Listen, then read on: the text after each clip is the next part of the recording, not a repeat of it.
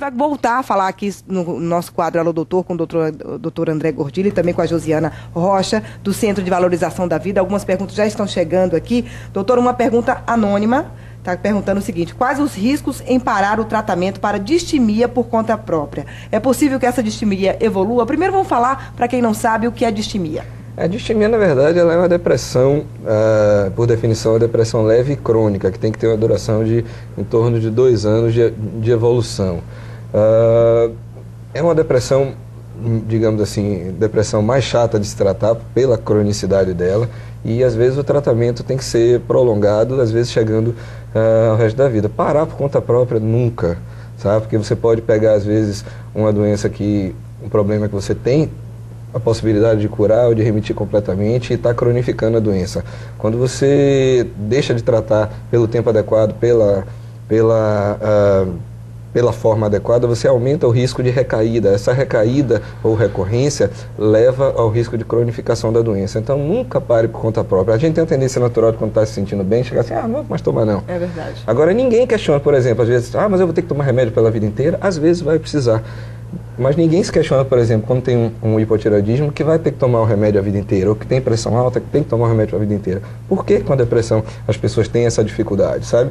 Vem do preconceito, que precisa acabar. Eu não estou dizendo com isso que todo mundo que tem depressão tem que tomar remédio a vida inteira, mas tem que tratar pelo tempo adequado. E esse tratamento, em geral, não é menos de 1 ano. Não é menos de 1 ano. Mas a gente pode dizer que a depressão tem cura? Tem cura. Em alguns casos tem cura. A pessoa tem um episódio, trata pelo tempo adequado e nunca mais remite. Porém, em outros casos, recaem e às vezes cronificam. Uma outra pergunta: a depressão pode desencadear outras doenças? Tem um colega de trabalho que começou a ficar deprimida e desencadeou gastrite e dores nas costas. Pode ter relação com a depressão? Pode, a pessoa pode somatizar, né? A gente tem, por exemplo, a depressão vem muito associada à ansiedade, né? A pessoa às vezes tem depressão ansiosa. O ansioso, por exemplo, se eu tenho ansiedade, eu posso sentir dor de estômago. Você pode ter algum problema, enfim, relacionado à parte intestinal. Depende, cada um tem seu tipo de órgãos-alvo. Então, é variável. A pessoa pode desenvolver, sim, às vezes pelo próprio descuido, o deprimido às vezes não se alimenta direito, não toma banho, enfim, não toma os cuidados básicos e por conta disso pode desenvolver outros problemas. Isso aí já responde à pergunta aqui da Tiana Portela, que ela perguntou se pode ter queda de cabelo e dores de estômago. Com certeza também pode ter por conta da depressão, né, doutor? Sim. Uma outra pergunta, deixa eu só abrir aqui o e-mail. A Lúcia está perguntando o seguinte: tenho notado uma mudança de comportamento do meu filho. Ele anda triste e pelos cantos perdeu a vontade de tudo, mas ele só tem 12 anos. Pode ser depressão, mesmo ele tendo essa idade, sendo tão novo? Pode. Agora é preciso analisar, ver o contexto mais geral, né? Ou seja, ver por que essa criança está dessa maneira, dar uma olhada na escola, conversar com os professores, ver as relações de amizade dele, ver o que está ocorrendo. Isso pode ser um quadro depressivo de início precoce, porém pode ser também que ele esteja sofrendo, enfim, bullying ou qualquer outra coisa que possa estar segurando e se afastando, ou eventualmente alguns outros tipos de doenças mentais se iniciam às vezes com quadro depressivo e depois se mostram outras coisas. Aí precisa de uma avaliação mais aprofundada, fica difícil a gente dizer assim. É verdade. Olha, a gente vai dar uma pausa rapidamente aqui na conversa, porque a gente vai voltar a falar isso. E a gente volta aqui a conversar sobre depressão com o doutor André Gordilho. Tem mais uma pergunta aqui, doutor André, em relação se a depressão pode ser hereditária. Uma pergunta aqui: minha avó se matou depois de passar anos em depressão, meu pai também está em tratamento de depressão, eu e meus filhos podemos desenvolver o problema, isso pode ser considerado hereditário? Sua chance é aumentada de desenvolver depressão, sim. Ou seja, você tem as pessoas que têm parente de primeiro grau com quadro depressivo têm chance aumentada de desenvolver também o transtorno depressivo. Tem apenas que ficar atento. Tá certo. Vamos começar a conversar um pouquinho mais aqui com a Josiana. A gente estava falando sobre o trabalho lá do Centro de Valorização da Vida. Josiana, me fala, as pessoas que procuram, elas ficam internadas no centro? Como é que é o atendimento?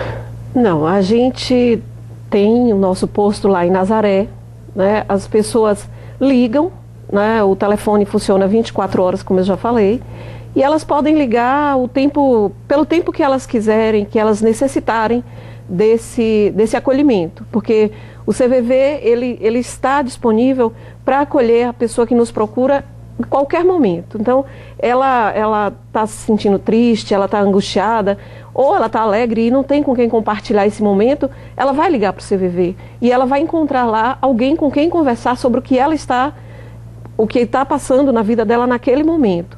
Então, também ela pode deixar de ligar na hora que ela quiser.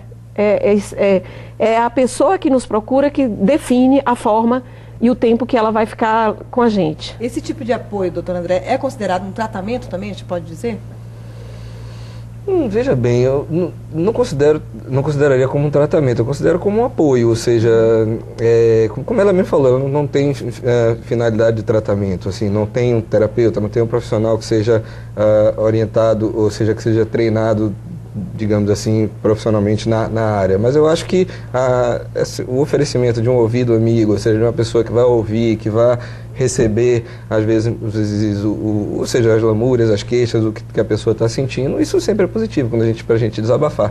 Porém, eu acho que isso não substitui o tratamento, ou seja, porque ela vai se queixar, ela vai ter aquele alívio, etc., mas se ela não se tratar e tiver realmente um problema, uma doença, ela não vai melhorar. Com certeza, tem que ter o tratamento acompanhado aí. Uma pergunta aqui, como evitar a depressão? É possível evitar?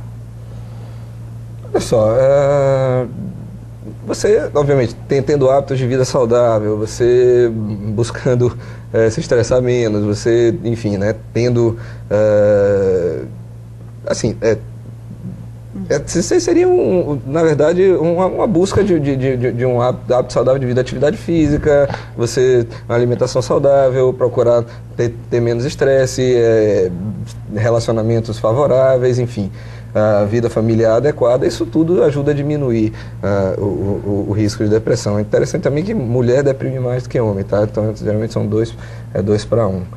Isso é importante também a gente falar. A gente vai continuar conversando sobre esse assunto no próximo bloco. E esse ponto que o doutor André falou é importante. Por que as mulheres têm mais depressão do que os homens? A gente continua no nosso papo aqui no próximo bloco. Continue mandando a sua pergunta. boatardebahia@band.com.br. A gente volta já já.